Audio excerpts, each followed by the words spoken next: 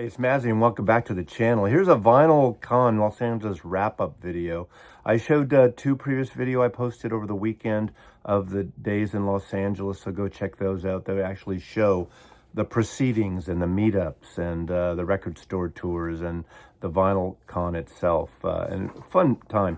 My favorite part of it is meeting up with everyone, and I found some old friends that I haven't seen in a long time, ran into some new people, some of you who watch the channel, really appreciate that too. But it was a fun weekend, and I thank everyone who chauffeured me around, my friends, Chris and Susan, and of course, Rob the Waxed, as well as Alex, Diamond Marimba, who gave me a ride to Permanent Records too, and also to a shout out to the driverless car, Waymos. And those of you who saw that clip, we did take a 17-minute ride to Musso and Frank's from mid-Wilshire area where my friends live and where I was staying. And I tell you, they drive better than most human beings. It was fun. It was easy. Another story, another day, but that was great. But let's talk about other things within the trip. At the end, there are a couple of video inserts here. One of this event that I'm going to talk about right now. One at the end, Monster Energy had a booth at VinylCon giving away samples of their beverages, which I've never really had. I don't know where I've been. I'm not really a energy drink person, but they had a spin art thing. So for free, you could pick some colors. I ended up picking colors that mixed together that came very dark and moody, not as wonderful as the one you'll see in the sample that was in front of the unit, the spin art movement. The night I got there, Thursday, you saw that, flight delays and all, but LA was hot and beautiful and sunny, typical California sunshine, which was wonderful. So the first night I was there was an event I was invited to. It seemed like there were several events scattered throughout the city leading up to VinylCon. I only went to this one. This was sponsored by Discogs. It was in the Rensilva showroom. Now, Rensilva is a company that I'd seen and somewhat familiar with. They make these kind of high-end, beautifully appointed, designed, and built hi-fi cabinets, like old school mid-century, the beautiful consoles. And they have pretty decent speakers, turntable, I guess some kind of amplifier in there. I think it's Sonos ready. So it's for a specific crowd. I'm not the crowd for it. These things range from $15,000 to $20,000, but it makes sense that this showroom is in the design area where designers, will appoint your house and work on updating your offices and houses. And it's perfect for that audience. When I shot the footage, you'll see at the end, the room was sparse, but there was about 50 people, 60 people, I would say, is my guess, with cocktails and some snacks. And then they had a couple of interviews set there. I only stayed for the first one. It was of Billy Idol, and interesting. And it was almost like what I do here with It's the Music Stupid, picking 5 records from my collection, music I love, and showcasing it. So I want to kind of showcase those records that Billy Idol showcased. It was done as an interview space in front of this console, and they would play songs from each thing. The host of the event, in terms of the interviewer, was Novena Carmel. She's a DJ, singer, host of Morning Becomes Electric on KCRW, the Santa Monica independent station, and she happens to be the daughter of Sly Stone. And she did interviews, and it was nice to see Billy Idol pull from his own record collection and pick a cut. And like out of the 6 records that he picked, I think I owned 4 of them. So let's talk about these records. You're going to see footage of this after the fact, and we're going to show you records that Billy Idol pulled, the 6 records Billy Idol pulled from his collection. The first one is this box set. This came out in the UK. This is a 1977 release in the UK. This is a 6 LP set. This is the Buddy Holly, the complete Buddy Holly. Is it the complete? This has with and without strings. This has some demo things, some live cuts, some rarities. And I think if you're going to get some Buddy Holly, I don't know if these are still available, but Analog Productions over the years has pressed and repressed these 2 releases. They're audiophile records considering the 50s recordings, and these are excellent. And this is Buddy Holly. These have all the hits you want. and this is the Chirping Crickets too. Excellent records, audiophile pressed, audiophile recordings. Now, if they're not available, these would be an excellent thing like Intervention does with what they just did with the Sun recordings, or a vinyl file. If you're watching vinyl file, a great Buddy Holly comp, or these two records as a twin pack or separately, but together would be ideal if these are not available. But having these, there's no need for me to get anything else. Throughout it, Novena Carmel was interviewing him, talking about how he got into these records. And he brought his copies of these records. Another one, which obviously is a later thing, this is probably from, 1981, 1982, is the Human League album. Of course, big all over the world, and Don't You Want Me, Baby is definitely the hit that was all over. But I think he picked the song on here second. A big pop electro album, very hook based, and I thought this was a surprise for Billy Idol pulling this, but it was more contemporary to his period when he was really coming up and getting popular in the world. Then he pulled another wonderful choice, and I think his was a different copy. It had a different lighter cover, so I'm not sure if it was just the standard UK cover, but this is the third Velvet Underground album, and of course, what a wonderful record. Their whole career at this point. This is the first one with Doug Yule, and I believe the track they played on here was That's the Story of My Life. I think that's the song they played. So they played these on these hi-fi systems, and they cranked them a little bit. Again, I couldn't tell the fidelity-wise. They sounded good, but it seems to me this is the kind of unit that's more for background music, not someone who's really wanted to sit and blast a record. But the quality of the workmanship on these hi-fis is pretty incredible and really beautiful. They're made in San Diego, and I think they have showrooms around California. Of course, they really go to the trade, to the design trade as well. They also showed a James Brown record with What's My Name, I'm Black and I'm Proud, and they played that cut, and they blasted that. And what I loved, his copy of that was one of the crackliest records I've heard in a long time.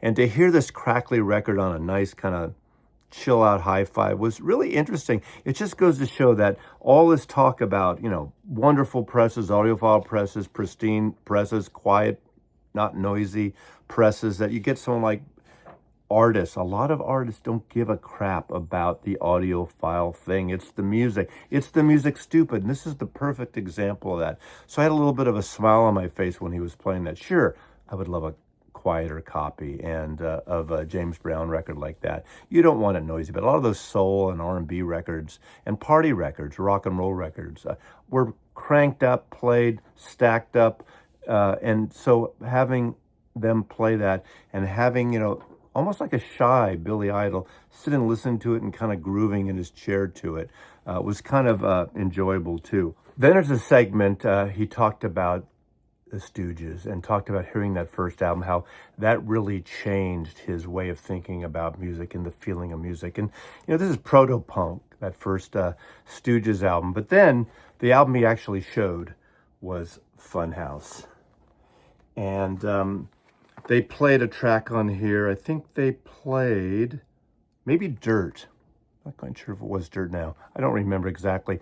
But the fact is, very influential album, and having Billy Idol play a track from this wonderful record.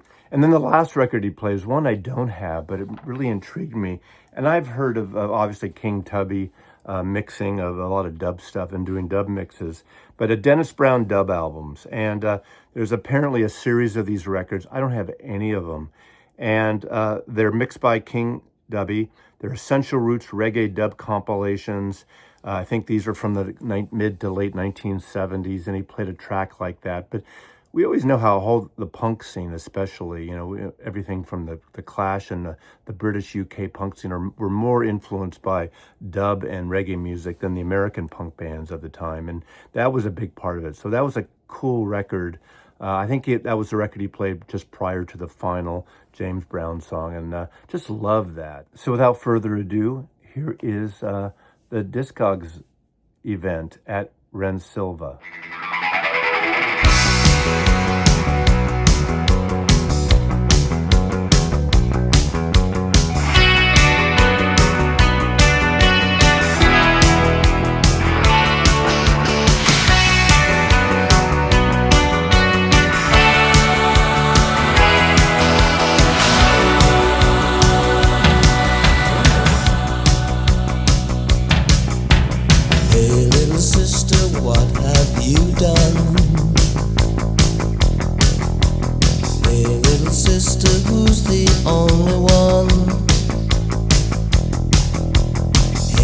little sister, who's your Superman? Hey, little sister, who's the one you want? Hey, little sister, shotgun.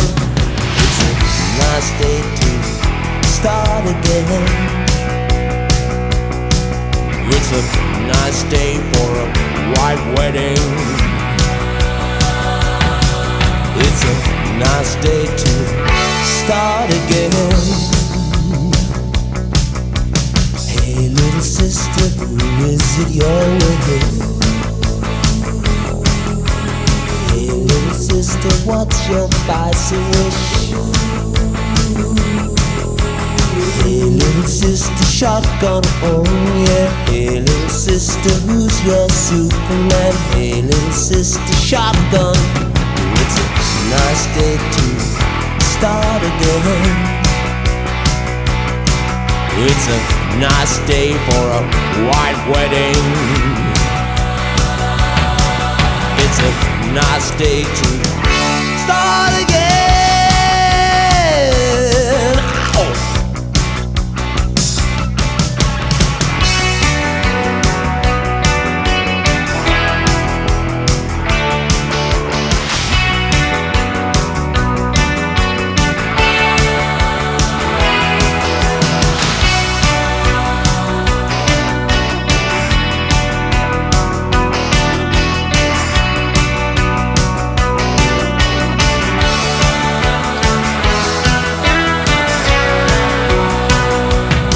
Pick it up, take me back home, man.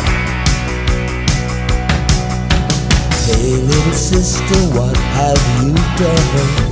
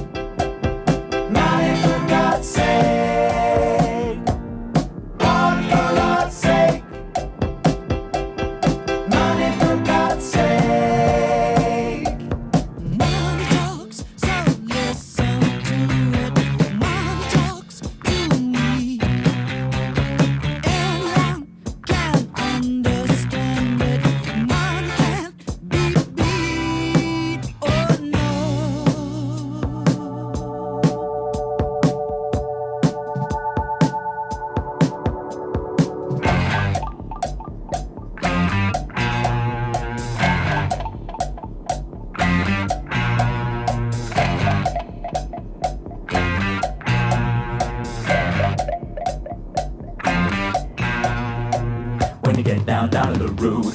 Don't give a damn, don't give a hoot. Still gotta keep making the loot. Chauffeur driven.